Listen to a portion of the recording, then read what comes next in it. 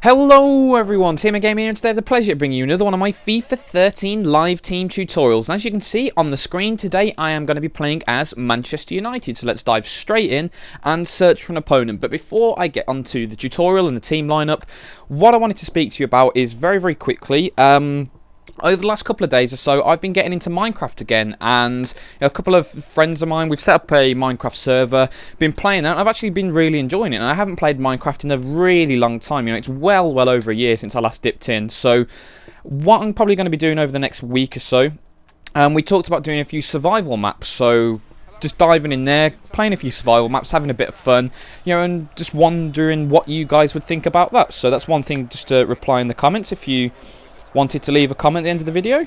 Set everything up, there we go. Right, let's talk about Manchester United now. Now, Manchester United are a really good team. Obviously, they won the Premier League in England this year, so they are a tremendous side. And what I've decided to do with them is continue with their default formation. Now, they play a sort of hybrid 4-4-1-1. So that's a flat back four of a fullback on either wing and two central defenders. Very straightforward there. And then the other in midfield, it's the same thing, but with their wingers, they're slightly more advanced up the field, so they're not in the position, for example, in a 4-2-3-1 as just out-and-out central attacking midfielders or wide attacking midfielders. They are more traditional wingers. They just sit a little deeper, but hug the touchline, get chalk on their boots in that old Stanley Matthews style of winger. Oh, I should have played him in there. And then behind the forward, there is a centre forward. So behind that central striker, there's a centre forward, and then up front there is a... Oh, that was unlucky. Through again. Oh, Kagawa, Shinji, that's terrible. Oh, ref, that's a free kick. Oh, that could be a red card.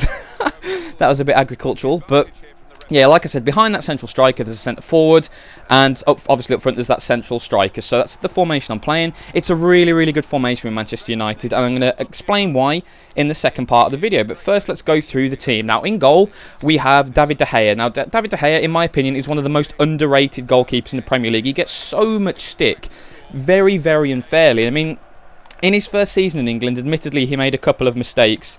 And watch the scum. Oh, he's put it wide. Eden Hazard. That's a horrible miss. Yeah, that's one of the weaknesses that I'm going to talk a little bit later about. But let's just move on. Like I said, David De Gea, very underrated keeper in my opinion. And on FIFA, it's sort of the same thing. He's only an 81 overall rated. But the good thing about it, he has very good stats in key attributes. So, for example, his positioning is quite low. But he has 88 shot stopping. Oh, that was nicely played. No, he has 88 reflexes and like 86 diving, I think. So he's an absolutely tremendous shot stopper. And admittedly, he doesn't have the positioning or the handling of a real top quality keeper, but he really can pull off some absolutely tremendous saves. So, oh, that was shocking defending there. But Waz puts his foot in really well. So as long as you pay attention to that and don't expect him to perform miracles, he can still have a really good game. So... Oh, I tried the skill move. So he's a really solid keeper for an 81 rated. Not a lot to worry about there. Let's move up to the fullbacks, and what a absolutely horrendous pass that was. On the right, we have Raphael, and Raphael is just a nice, solid, run-of-the-mill fullback. I think he has pace in the mid-80s, just very tight. He's quite prone to get forward as well, so if you like playing with width... Oh, what? Just... Oh, I hate it when FIFA does that. You play that little pass... and the forward just refuses to move towards the ball. He stands there and goes, no, I'm not going to do anything. Nice skill, lad. Really nice skill. Oh, wow, I've started scrappily here. But yeah, Raphael, just a very good fullback. And on the other wing, you've got Patrice Evra. Now, Patrice Evra isn't quite as quick as Raphael. He's had a bit of a pace hit. His pace is in just the high 70s now. So that's not quick at all for fullback. I mean, when you look at players like Abate, Piszczek, they really are quick fullbacks. So... you've got to be a little bit careful. He can't go toe-to-toe with the quickest wingers in the game like he could in previous iterations of FIFA, but he's still a very solid fullback. So that's the two fullbacks for United. But the major strength in that back four, and just got the angle of the pass wrong, that was the right idea, but the major strength in the back four, great tackle Nani, is those two central defenders. Nemanja Vidic and Rio Ferdinand are absolute tanks. Now, Ferdinand, let's start with him because he's the slightly worse one. He isn't as tankish as Nemanja Vidic, but his technical stats are tremendous. He has low 50s pace, I think, off the top of my head, which admittedly isn't fantastic. But when you consider, he has tackling attributes, marking, all of that good stuff in the 80s. There should be absolutely no problem. And Vidic, you've lost a header, son. That's not what normally happens. So Rio Ferdinand's a really good foil to Vidic, you know, just really good alongside him. Oh, Rooney tried to skip past and it didn't work. So yeah, there's absolutely no worries with Rio. Very, very solid defender. But Nemanja Vidic has to be one of the best central defenders in the game. He really is absolutely tremendous. His marking, his stand tackling, his jumping, his strength and his heading accuracy are all over 90. And off the top of my head, I can't think of a defender who has stats that good. I mean, that is just an incredible array of stats there. Oh, Nani's done well. Nani's done really well here. It's not a bad cross as well. What? I went for the chip. Oh, I accidentally hit L1. Oh, I always do that. I always accidentally nudge L1. Oh, that's atrocious. But yeah, that's the back four. Really, really solid. Let's move into midfield. Now, most of Manchester United's front players are pretty aggressive. I mean, you look at a player like Valencia. He's very, very attacking. So what I like to do is always have a balance in midfield. And that's why I've gone for Michael Carrick alongside. Now, Michael Carrick has the... Oh, there we go. Finally got a move together.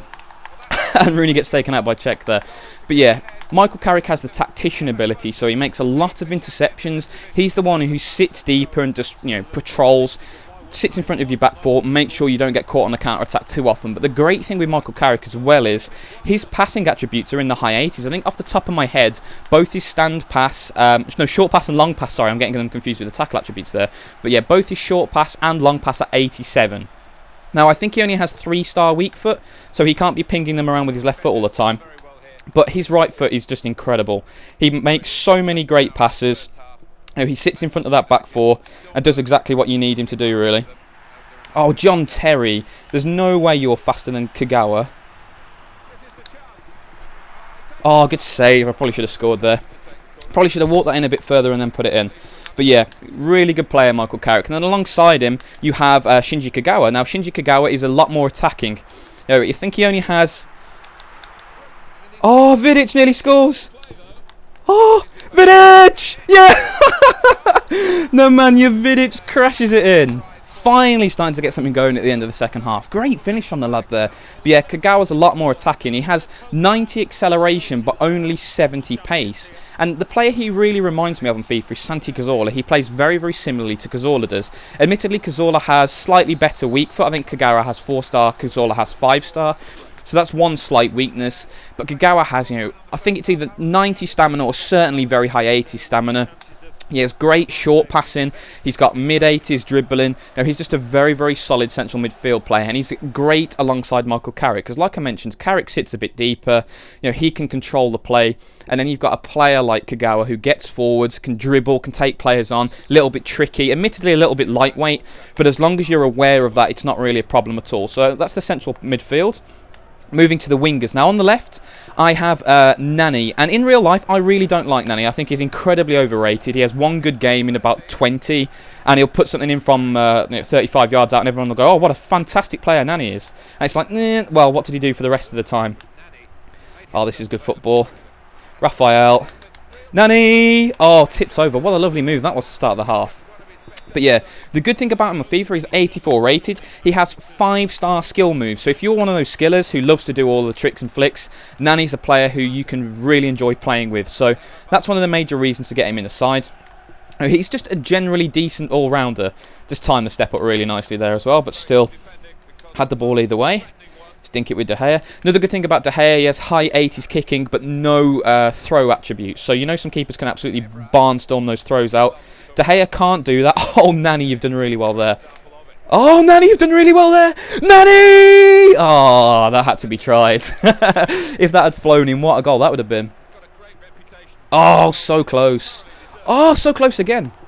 But yeah, Nani, he's just nice. He's better than Ashley Young as well in this. Ashley Young's only an 82 rated. Nani's basically just a better version of Ashley Young on FIFA. So there's no reason not to play him. You know, in real life, I wouldn't play him. But you know, this is FIFA. It's not real life. Everyone knows that. So if you want to do well with Manchester United, play Nani ahead of Ashley Young. And then on the other side of the pitch, you've got Antonio Valencia. And Antonio Valencia is a little bit different to Nani. Because Nani plays... Oh, good save. Hack that away. That was bad defending. But yeah, Nani's a right footer playing on the left. And he has 4-star weak foot, so he can put the cross in. But most of the time you want to be checking inside, trying to make something happen. And then if that doesn't work, going outside and putting the ball in. In comparison, Valencia, what you want to do is you want to stick as wide as possible. He has, like, I think 2-star weak foot or something really, really bad. His weak foot is not great at all. So what you're looking to do with him is keep the pitch as wide as possible. You want to stretch the play, and then if you do get cut inside, try and find Rafael on the overlap outside. Oh, this is good football. Oh, he's offside. Thought the ball could have been square there, just about. Ooh, wow, that's tight. Yeah, I thought that was tight there. But what you want to do, like I mentioned, is get the ball wide with Valencia. He has got, high 80s pace, so he's pretty quick. He's not going to shred the very fastest fullbacks. But, for example, if he was up against Patrice Evra, if it was Manchester United versus France, or just Manchester United versus Manchester United, which can sometimes happen, he'll do very, very well. So that's the one thing you've got to be careful about. Don't try too much on his left foot. But he's just a very, very solid winger. And then we move up to the best 2 players in the team. You've got Big Waz in behind the striker. Oh, and I think this is his ideal position on FIFA because he has just so fantastically rounded stats. It's incredible. No, he has great stamina. He has strength in the high 80s. He has great passing stats. He has great long shots. He has great shot power. He has great finishing. He has good heading. He's just such a brilliantly all-rounded player. And he's ideal to have in that centre-forward role because if he drops deep to pick the ball up, he has the attributes to pass. If he makes that run into the box, he has the attributes to get the head on it. If it drops to him 25 yards out, he can have a long shot. If it drops to him inside the area, he can have a long shot. Oh, I tried to be too cute with that. But Wayne Rooney is so fantastically rounded. And admittedly, he has had a slight ratings drop. But he was on pretty godlike stats. Oh, nice, Rafael. He was on pretty godlike stats earlier. It was a little unrealistic. But he's still one of the best players in FIFA. For that, like I've just mentioned, he's so incredibly rounded. There is nothing he can't do on this game. And it's just a brilliant foil for Van Persie up front. And Van Persie's a little bit more of an out-and-out finisher. Because he has, off the top of my head, 91 finishing, I think. 91 volleys. Oh, that's good football. That's really nice football. Oh, what a save, Petr Cech. But yeah, Van Persie, left-footed pinger.